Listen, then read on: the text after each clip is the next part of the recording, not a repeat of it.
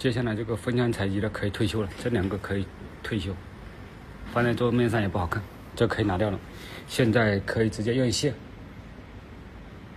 连电脑，通道1、2、3、4、5、6，温度、分量都可以直接显示了。直播的时候更清楚、更好看。哦，起飞！边上的膜没湿，看了有点模糊，膜没湿。烧，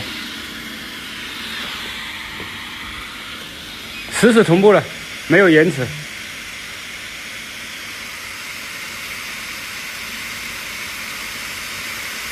等一下把控温再加上就好了。